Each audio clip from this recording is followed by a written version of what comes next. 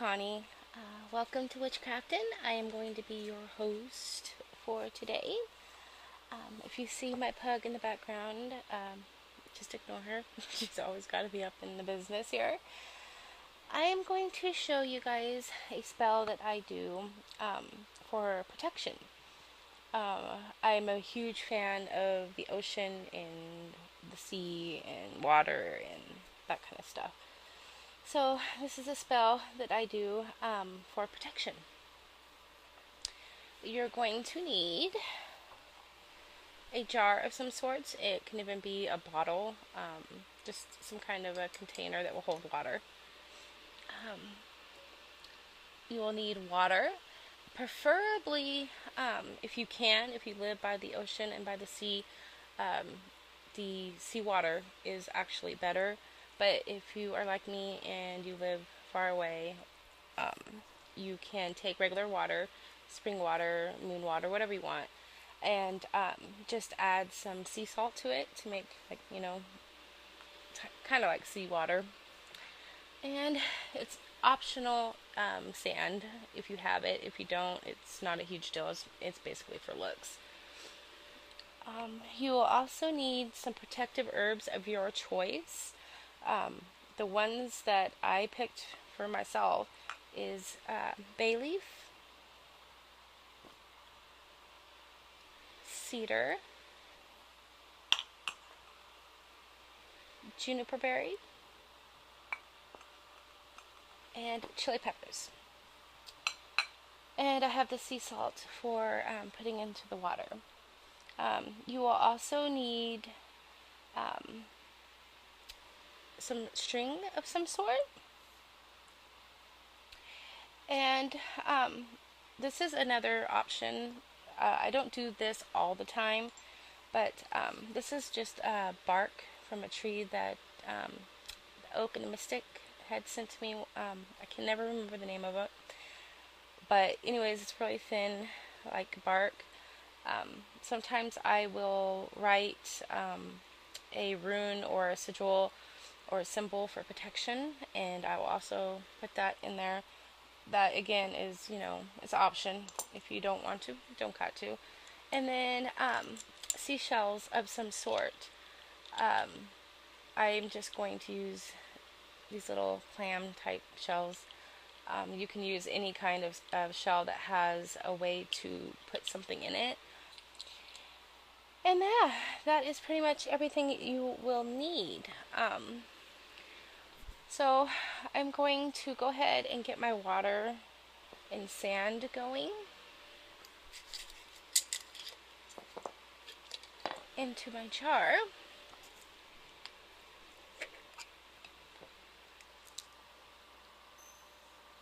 I'm just going to put just a little bit. It's like I said, it's mostly for looks.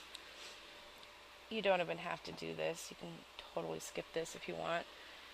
And then I am going to pour my water into it, like so. And then I'm going to take, about a little small palmful of the sea salt. And I'm going to crush this up.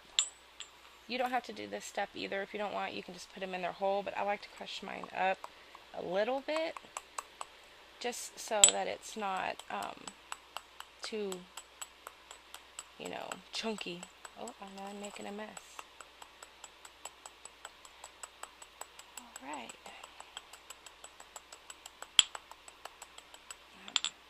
That's pretty good. And then I'm going to pour that into there as well.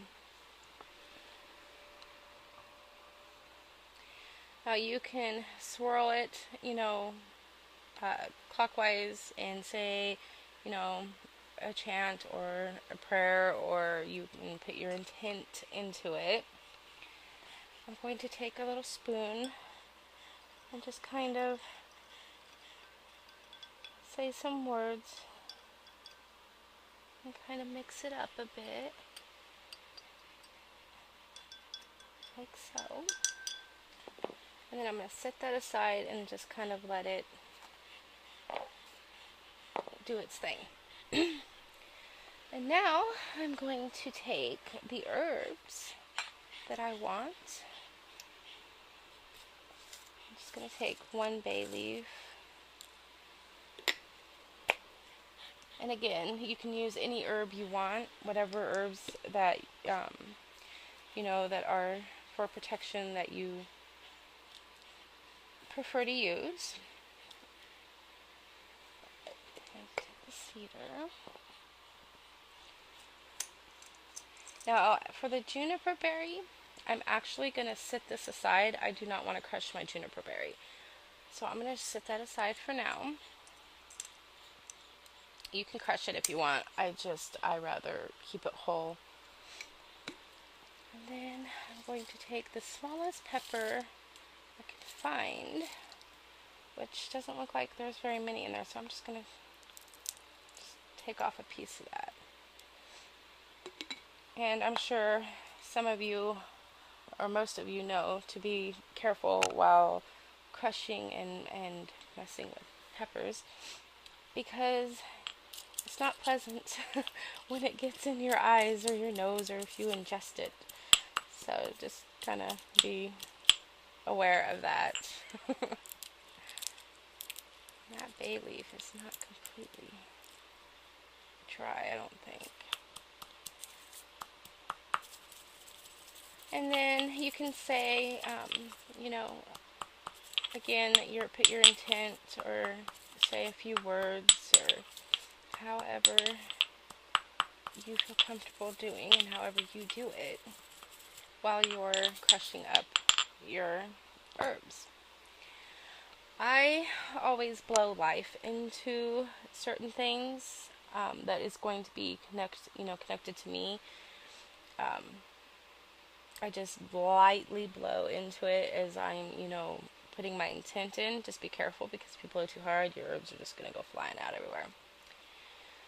And then when you're done with that,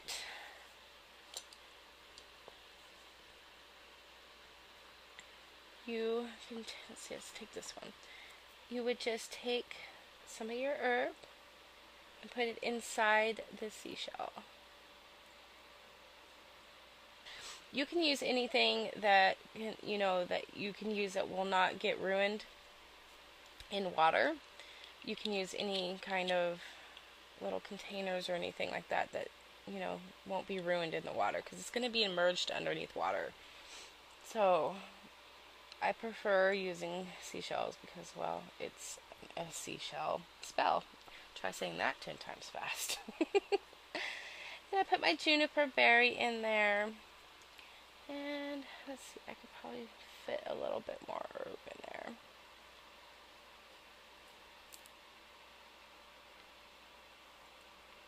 Just kind of put it in there. Don't get it too full, or you won't be able to close it very well. And then I'm just going to take a small piece of the a small piece of the bark, and I'm going to write the rune for protection on it. You guys, like I said, you can skip this step if you like, or if you have certain sigils or a certain rune or symbol that you want to use, then go ahead. I'm just going to fold this up, and I'm going to put that in there as well.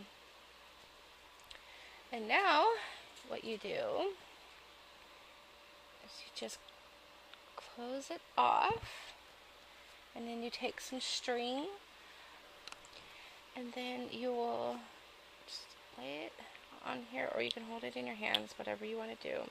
Just make sure that you leave some string out so that you can tie it off. And then I just start wrapping it around however you want to wrap it around, so long as the herbs stay put and don't go anywhere. Okay, like so. And then you will tie it off. Now, This is just what I do. Again, this is totally, you know, up to you.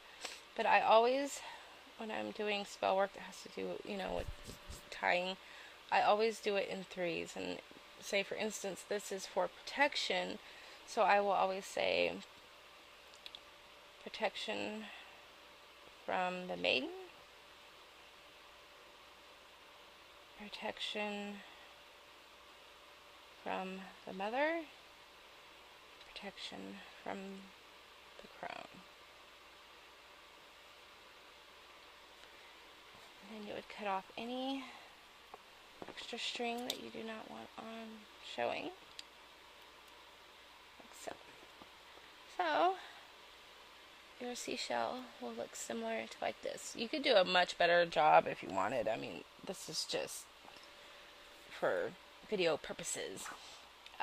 You can do all kinds of designs if you wanted with the string if you are creative. I am not that creative with string.